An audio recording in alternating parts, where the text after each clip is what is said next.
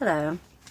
How are y'all doing? I've been outside in the yard doing some yard work this morning, so I'm a little bit sweaty, but I'm going to be reading the Daily Bread. Okay, today's verse is First Thessalonians 5:12 through 28.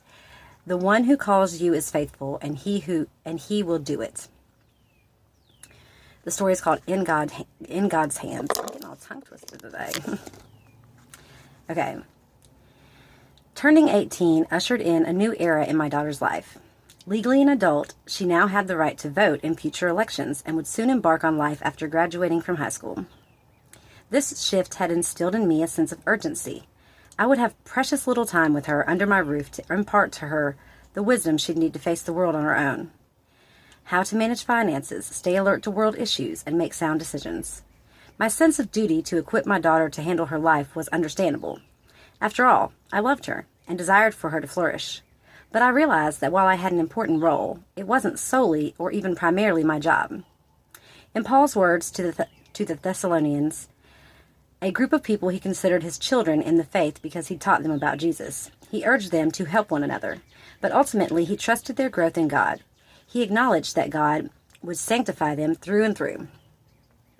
Paul trusted God to do what he couldn't, prepare them, spirit, soul, and body, for the eventual return of Jesus.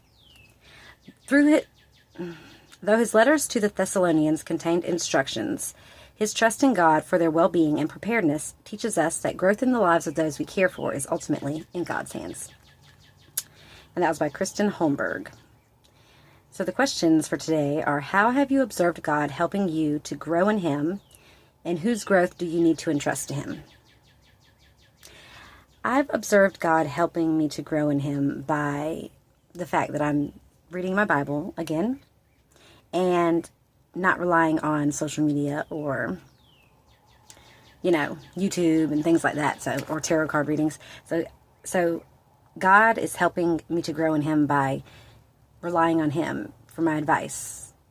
And whose growth do I need to entrust to Him? My children's. Because I did not raise them believing in Jesus, and so they know about Jesus and they tend to have their own feelings about it, but let's just say they're not really like reading the Bible and going to church and stuff. So I messed up there, but I can just trust God to I can put my trust in God for that situation. All right, here's the prayer. Father, thank you for being the initiator and finisher of my spiritual growth. Please help me to trust you for that good work. And that's the end of today's Daily Bread. Sorry if I was all flabbergasted, tongue-twisted, whatever. I wasn't reading that great. But, like I said, I was outside. I'm kind of hot. I was outside doing stuff in the yard early this morning because it seemed like a good idea to get it done before the sun came out. And then I just had a thought that when I came and sat back down inside, I thought, well, I need to go ahead and read this. And since I'm reading it, I might as well record it and post it. I hope everybody has a wonderful day. The weather said it was going to rain today, and it might, but it looks really nice outside. So, hopefully it won't. Bye.